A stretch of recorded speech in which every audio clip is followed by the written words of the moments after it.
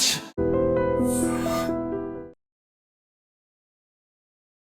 Welcome to iDream news. This is Pavan. So ప్రస్తుతం అయితే ఒక మంచి ఇన్ఫర్మేటివ్ వీడియోతో మీ ముందుకు వచ్చాను. సో ఈ రోజు ఏంటి అంటే GST 2.0 సవరణ అయితే జరగడం జరిగింది.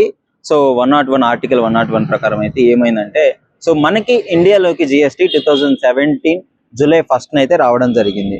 సో అప్పటి నుంచి మన దేశంలో GST అనేది అమల్లోకి వచ్చింది. GST లో పలు రకాల వస్తువులపైన GST వేయడం జరుగుతుంది. గూడ్స్ సర్వీస్ ట్యాక్స్ అంటారు GST అంటే. సో దానిని ఇప్పుడు మొత్తం సవరించడం జరిగింది. ఇంతకు ముందు 4 స్లాబ్స్ ఉండేవి. ఫస్ట్ 5%, 12%, 18%, 28% అనేవి ఉండేవి. సో అత్యవసర వరుసలకు ఒక GST, నార్మల్ గా వస్తువులు వినియోగించే దాన్ని బట్టి ఒక GST, ఎలక్ట్రానిక్ గాడ్జెట్స్, కొంచెం ఎక్స్పెన్సివ్ ఉండే వాటికి ఒక GST అనేది ఉండేది. సో ఇప్పుడు మొత్తం వాటి ట్యాక్స్లన్నీ సవరణ చేసిన తర్వాత ముఖ్యంగా ఇప్పుడు అన్నిటి మీద అంటే నిత్యావసర సరుకుల మీద, ప్రజలు వాడే కొబ్బరి నూనె, పేస్ట్, ఇప్పుడు ఇవన్నీ ఉంటాయి కదా. సో వీటి మీద అయితే GST తగ్గించడం జరిగింది. అంటే 2 స్లాట్లు ఉంచినారు. 5%, 28% మాత్రమే ఉంచినారు. సో వీటన్నిటిని 5%కి తెచ్చేసినారు. సో మరి ఇంకా కొత్తది ఏంటయ్యా అంటే 40% అనేది యాడ్ అవ్వడం జరిగింది. సో ఈ 40% దేని మీద GST వేస్తున్నారు, ఎవరికి లాభం దీనివల్ల, ఎందుకు గవర్నమెంట్ ఈ విధంగా చేసింది, మన ఫినాన్స్ మినిస్టర్ నిర్మలా సీతారామన్ గారు అనౌన్స్ చేయడం జరిగింది. సో అది మీకు ఒక ముఖ్యంగా చెప్పే ప్రయత్నం చేస్తాను చూడండి.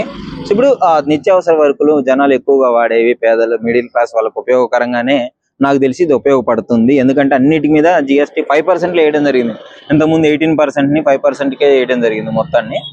ఇప్పుడు మరి 40% దేనికి అంటే సిన్ గూడ్స్ అని ఉంటుంది. సిన్ గూడ్స్ అంటే అత్యధికంగా యూజ్ చేసేవి. అంటే సిన్ అంటే పాపం అని అర్థము. కాకపోతే ఇవి డేంజర్, మనుషులకి కొంచెం డేంజర్ గా ఉండే వాటిని. లైక్ ఇప్పుడు బైక్స్ తీసుకుంటే 350cc, 1200cc కార్స్ కానీ 350cc బైక్స్ అబౌవ్ ఉన్నప్పుడు వీటి మీద GST ఎక్కువగా 40% వేయడం జరిగింది. అదేవిధంగా పాన్ మసాలా, పాన్ పరాగులు, ఈ సిగరెట్స్, వీటి మీద అయితే 40% GST పెంచడం జరిగింది. సో మరి ఎందుకు వీటి మీద పెంచినారు అంటే గవర్నమెంట్ ఏం చేసినా దీంట్లో అరికట్టలేకపోతున్నారు. సో ఇట్లా రేట్లు పెంచితేనన్నా వాళ్ళు కొంచెం తగ్గించుకుంటారు, తాగడం తగ్గిస్తారు అనే ఉద్దేశంతో అయితే దీన్ని పెంచడం జరిగింది. సో ఒక విషయం ఏంటంటే ఒక బ్రిడ్జ్ ఉంటుంది కలకత్తాలోనూ సంథింగ్ ఎక్కడో. సో దాంట్లో ఎంత వరద వచ్చినా కొట్టుకొని పోకుండా స్టాండర్డ్ గా ఉన్న బ్రిడ్జ్ అక్కడ ఉన్న జనాలంతా పాన్ పరాగులు నవిలి ఊయడం వల్ల ఆ బ్రిడ్జ్ కొంచెం డ్యామేజ్ అయ్యే పరిస్థితికి వచ్చిందనేసి అయితే సైంటిస్టులు అయితే దాని మీద ఎక్స్పెరిమెంట్ చేసి చెప్పడం జరిగింది. సో మీరు అర్థం చేసుకోవచ్చు ఈ పాన్ పరాగులు అనేవి ఎంత డేంజరో. సో ఇప్పుడు ఈ రకంగా 40% పెంచడం పైన ప్రజల అభిప్రాయం ఏంటి అనేసి వాళ్ళని కూడా అడిగి తెలుసుకుందాం. నమస్కారం అండి. నమస్కారం అండి. GST లో మార్పులు వచ్చాయి. పలు వస్తువులపైన రేట్లు పెరగడం, పలు వస్తువులపైన రేట్లు తగ్గడం జరిగింది. దీనిపైన మీ అభిప్రాయం ఏంటి? రేట్లు పెరగడము ముమ్మాటికి చాలా ఇదే కానీ, కాకపోతే ఈ మధ్యకాలంలో ఈ సిగరెట్, పాను, గుట్కలపై తగ్గించడము చాలా సంతోషమే. పెరిగింది, నిత్యావసర పైన తగ్గింది. ఇంకా కూడా ముందుకు ఇంకా పెరిగినా ఆ గుట్కలు తినడం మానేస్తారు. నిజం చెప్పాలంటే ఫస్ట్ పెరిగిన, ఇప్పుడు బీర్ కోట్ల దగ్గర పెరిగింది. ఒక బీర్ కాడ 20 రూపాయలు 10 రూపాయలు పెరిగింది. ఒక్క బీర్ సీసా మినిమం 500 అయితే బీద ప్రజలు ఎవరు తాగరిగా లేదు. ఆ కంపెనీ అన్న బ్రాండ్ మొత్తానికి టోటల్ గా ప్యాక్ చేయాలి. అట్లా అయినప్పుడే సమాజంలో న్యాయం జరుగుతుంది. అది నా అభిప్రాయం. కలకత్తాలో బ్రిడ్జ్ సంథింగ్ ఏదో, అది ఎన్ని వరదలు వచ్చినా కొట్టుకొని పోలేదు, చాలా స్ట్రాంగ్ గా ఉంది. పాన్ పరాగులు నవ్వులు వీయడం వల్ల అది డ్యామేజ్ అయిపోయింది. అంటే పాన్ పరాగ్ ఎంత డేంజర్ అర్థం చేసుకోండి. సో దాని మీద రేట్లు పెంచడం అనేది తగ్గించే అవకాశం ఉంది, తగ్గే అవకాశం ఉందా? ప్రజలు తగ్గే అవకాశం అంటే తినవేసిన వాళ్ళు ఏడ తగ్గుతారు, ఏడ తగ్గరు. రోజు తినేటోళ్ళు తింటూనే ఉంటారు. అది 10 రూపాయలు అయినా కొంటారు. కానీ దాన్ని మన కంపెనీలను పెద్ద పెద్ద వ్యాపారస్తులు ఏం చేస్తున్నారు అంటే దాన్ని ఇది పెట్టుకొని ఆలోచనమని చేస్తారు. మొత్తానికి ఈ కేంద్ర ప్రభుత్వ నిర్ణయాన్ని మీరు సమర్థిస్తారా, లేదంటే ఏకీభవిస్తారా లేదా? కొన్ని విషయాల్లో వాస్తవానికి కేంద్ర ప్రభుత్వం మంచిగానే చేస్తుంది. రేషన్ బియ్యమే కానీ, కాకపోతే మొన్న ఎక్కడో ఇది మిలిటరీ దాని మీద ఆపరేషన్ సింధూరు కాదు. అది ఆపరేషన్ సింధూర్ అంటే వాస్తవానికి ఆపరేషన్ సింధూరు కొట్లాడినోళ్ళు ఎవరు? ఆపరేషన్ సింధూరు ఈయన చెట్లు వస్తా చెప్పు. మామూలు జవాన్లు, ఇప్పుడు జవాన్లు వాళ్ళ ప్రాణాలకు త్యాగం చేసి జవాన్లు కొట్టాడడం జరిగింది. ఆపరేషన్ సింధూర్లో ఫస్ట్ మేజర్ వాళ్ళకు ఉండాలి కానీ ప్రభుత్వానికి కానీ లేకపోతే నరేంద్ర మోడీ దానికి మొత్తం అంటే కాదు కదా. యుద్ధం చేసినోడే. సరే మొత్తానికి జిఎస్టీ అయితే మీరు ఓకే, అటు పేద ప్రజలకు ఉపయోగకరంగానే ఉందంటారు. అవును అసలు సిగరెట్, గుట్కా, పాన్ మసాలా మీద 40% జిఎస్టీ రాబోతుంది. సో దీని వల్ల ఎలాంటి ఉపయోగం ఉండే అవకాశం ఉందంటారు? అయితే వాస్తవానికి మోడీ ప్రభుత్వం కొన్ని విషయాలల్లో పర్లేదు. ఇది ఏదైతే పాన్ పరాకుల మీద జిఎస్టీ అనేది ఏదైతే ఉందో అది కొంచెం బాధాకరమే. ఆర్థికంగా చెప్పాలంటే పేదవాళ్ళు చాలా మంది గుట్కా ఇవి తింటారు. అయితే మార్పు రావడానికి పెంచిండొచ్చు, అది వేరే విషయం. కానీ ఇదే బడాబాబులను చూసుకుంటా పోతే కొన్ని వేల కోట్ల రూపాయలు కూడా ఇష్టానుసారంగా వాళ్ళకు ఇస్తుండు కన్సెషన్స్. మరి అదే రైతుల విషయంలో చేయలేకపోతుంది. అదే SC corporation, central government DIC ఉంది. పేదవాళ్ళు యువతను ముందుకు తీసుకురావాలంటే ఇలాంటి స్కీమ్స్ పెంచాలి. వాస్తవం నేను ఎంఆర్పిఎస్ మేడ్చల్ జిల్లా ప్రెసిడెంట్. ఇలాంటి ఉపాధి కల్పిస్తే ఎస్సీ వాళ్ళు, ఎస్సీ ఎస్టీలు కూడా పైకి వస్తారు. ఇలాంటి దాని మీద కొంచెం తీసుకుంటే బాగుండేది. కానీ పాన్ పరాకుల మీద పెంచడం కానీ మిగతా విషయాలలో కొన్ని తగ్గించడంలో కానీ మేము హర్షిస్తున్నాం. వాస్తవానికి కొన్ని విషయాలలో మోడీ ప్రభుత్వం ఓకే, కానీ బడుగు బలగిన వర్గాల మీద భారం పెంచడం అనేది మేము చాలా బాధపడుతున్నాం.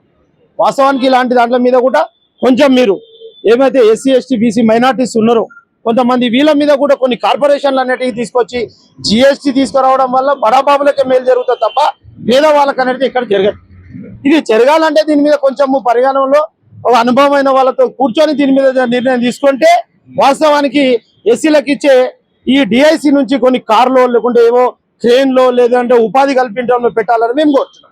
ఓకే, సో మొత్తానికి మరి పేదవాళ్ళకు కూడా కొంచెం నిత్యావసర సరుకులు తగ్గించడం జరిగింది. ఆ రకంగా హర్షించాల్సిన విషయమే కదా అది. వాస్తవానికి తగ్గిస్తున్నారు, అది హర్షించదగ్గదే కాదంటలేము. నిత్యావసరం అనేది తగ్గించట్లో భాగం కూడా మేము దానికి స్వాగతిస్తున్నాం. ఇలాంటివి చేయడంలో కూడా మంచిదే. కాకపోతే ఉపాధి విషయంలో కూడా మేము అదే చెప్తున్నాం. ఉపాధి విషయంలో కూడా ఇంకా అవకాశాలు ఇవ్వాలి. ఇప్పుడు నిత్యావసరం అనేది చాలా ఉచిత రేషన్ ఉంది, సంతోషిస్తున్నాం. అదేవిధంగా జిఎస్టీలో కూడా నిత్యావసరాల మీద ఇట్లా తగ్గించడం కూడా సంతోషం. అదేవిధంగా కొన్ని స్టీల్, సిమెంట్ మీద కూడా తగ్గుతుందంట. సామాన్య ప్రజలు ఇల్లు కట్టుకోవడానికి కూడా బాగుంది. కేంద్ర ప్రభుత్వం కూడా ఇప్పుడు కొంతమందికి గ్రామీణ ప్రాంతాల్లో ఇల్లు కట్టుకోవడానికి ప్లస్ రాష్ట్ర ప్రభుత్వం ద్వారా మనకు కొంచెం తగ్గుతాయి. ఇది హర్షించదగ్గది. మొత్తానికి ఇప్పుడు ఈ డెసిషన్ వల్ల మనకు ఉపయోగమే అంటారా? మన రాష్ట్ర ప్రజలకు కావచ్చు, దేశ ప్రజలకు కావచ్చు. ఓకే, కొంచెము 100 రూపాయలు పెంచేసి 5 రూపాయలు తగ్గించినట్టుంది. ఇవన్నీ కాదు, కానీ దానికి ఒక కమిటీ ఉంటది. దాని ప్రకారం మేము కూడా దీని పార్లమెంట్ లో మా ఎంపీల ద్వారా కూడా దీని ఇంకా మేము లేవనెత్తి ప్రజలకు ఇంకా తగ్గే విధంగా మేము ప్లానింగ్ చేసుకుంటాం. నమస్తే. జిఎస్టీలో మార్పులు వచ్చాయి. ఆ కేంద్ర ప్రభుత్వం అనౌన్స్ చేసింది, కొన్నిటి మీద తగ్గించింది, కొన్నిటి మీద పెంచింది. సో ప్రజలకి దాని వల్ల ఎలాంటి ఉపయోగాలు ఉన్నాయి, మీ అభిప్రాయం ఏంటి? జిఎస్టీ అనేది ఇప్పుడు ఇంతకుముందు 4 స్లాబ్లు ఉండే, ఇప్పుడు 2 స్లాబులు చేశారు. ఇక్కడ హర్షించదగ్గ విషయం ఏంటంటే పేద ప్రజలు ఏదైతే బీపీఎల్ ఫ్యామిలీస్ కానీ పేద ప్రజలు వాడేటటువంటి నిత్యావసరమైన సరుకుల పైన జిఎస్టీ తగ్గించడం అనేది హర్షించదగ్గ విషయం. ఈ విషయంలో ప్రజలంతా హర్షిస్తున్నారు, పేద ప్రజలు మొత్తము. అట్ ద సేమ్ టైం ఏదైతే లగ్జరియస్ వస్తువులు ఉన్నాయో పాన్ పరాగ్ కానీ, సిగరెట్ కానీ, గుట్కా కానీ వీటిపైన పెంచడం గిట్ట బాగానే. ఎందుకంటే వాటిపైన పెంచితే చాలా మంది కొంచెం కంట్రోల్ అయ్యే అవకాశం ఉంది.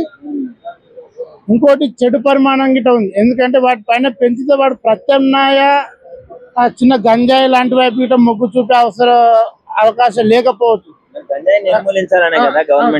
అవును, వీటిని గిట్ట ప్రభుత్వము కంట్రోల్ చేయాల్సిన అవసరం ఉన్నది.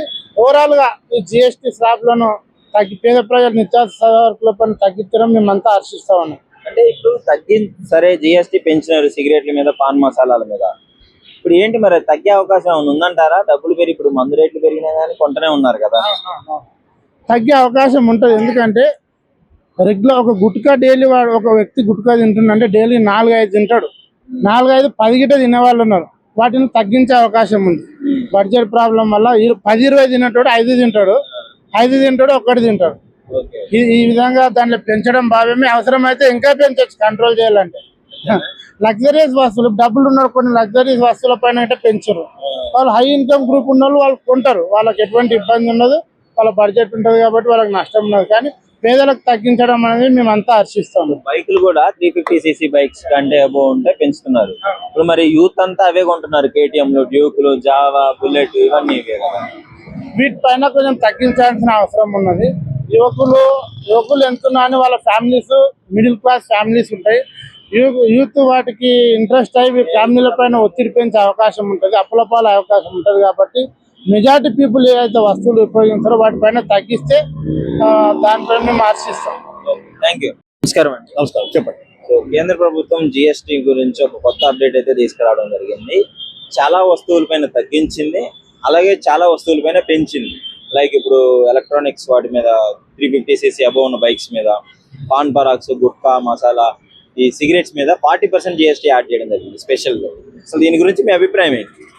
చూడండి, ఇప్పుడు జిఎస్టీ అనేది అది వరకు పెంచి మళ్ళీ తగ్గించారు నిత్యావసర సరుకుల మీద. సో అది పెంచి తగ్గించుకోవడం అనేది అది పెద్ద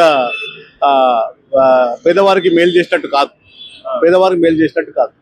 దీన్ని మీరు యాక్సెప్ట్ చేస్తారు కదా. దీనికి ఇంకో విషయం ఏంటంటే, పాన్ పరాగ్, గుట్కా, ఈ బండి ఏదైనా సరే ఇప్పుడు ఇట్లాంటి వాటి మీద పెంచారు, నేను కాదనట్లేదు.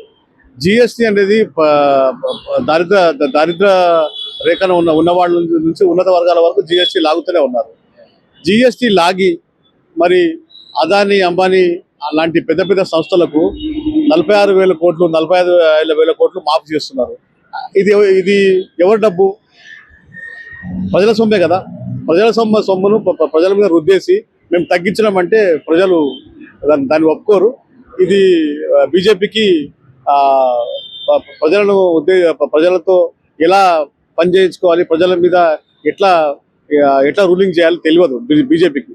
వాళ్ళు కృష్ణారామ అనడం తప్ప వాళ్ళకు ఎలా రూల్ చేయాలో తెలియదు. ఎందుకంటే ఇప్పుడు లో క్లాస్ నుంచి మిడిల్ క్లాస్, హై క్లాస్ వరకు రేట్లు పెంచడం వాళ్ళ వంతే, తగ్గించడం వాళ్ళ వంతే. ఏమన్నా అంటే మేము పెంచామని అది చూపించుకోవడానికి బాగుంటుంది తప్ప ఇది కరెక్ట్ కాదు. బీజేపీకి ఫైనాన్షియల్ గా ఇలా ఈ దేశాన్ని నడిపించడం చేత కాదు. మొత్తానికి ఇది మీరు సమర్థించిన కానీ మిగతా విషయాల్లో అంటే ఇప్పుడు మాఫీ చేయడం కానీ ఇట్లా పరిపాలన విధానం మీకు కరెక్ట్ గా లేదనుకుంటున్నారు. ఇప్పుడు చూడండి, ఒక చిన్న రైతు 50,000 లోన్ తీసుకుంటే అతనికి ఇబ్బంది పెట్టడం జరుగుతుంది, అతని ల్యాండ్ ని సీజ్ చేయడం జరుగుతుంది బ్యాంక్ వాళ్ళు. అంటే అదానీ, అంబానీ లాంటి పెద్ద పెద్ద సంస్థలకు 46,000 కోట్లు, 45,000 కోట్లు అసలు ఎవరు పర్మిషన్ లేకుండా నేరుగా మాఫీ చేస్తుంది. సో దీనికి జిఎస్టీ మన ప్రజల నుంచి లాగి వాళ్ళకి మాఫీ చేస్తుంది. ఇది సరైన పద్ధతి కాదు బీజేపీది. వాళ్ళకి పాలన చేత కాదు. నిజంగా ప్రస్తుతం ఉన్నటువంటి సమాజం దేనికి ప్రయారిటీ ఇస్తుంది? ఆర్థిక సంబంధాల చుట్టూ మాత్రమే తిరుగుతుంది. మళ్ళీ ఎన్నికలంగానే చాలా విరక్తి కలుగుతాం. మంచి అనిపిస్తుంది కదా. లేడీస్ కూడా ఛాలెంజింగ్ జాబ్స్ చేసినప్పుడు చాలా బాగుంటది. ట్రాఫిక్ అసిస్టెంట్స్ గా నియమించిన ట్రాన్స్జెండర్స్ అందరితో సాల్యూట్ చేయించుకుంటున్నారు. ఫుడ్ డెలివరీ ఇవ్వటానికి వెళ్ళినటువంటి డెలివరీ బాయ్ అనిల్ పై కళ్ళ ముందు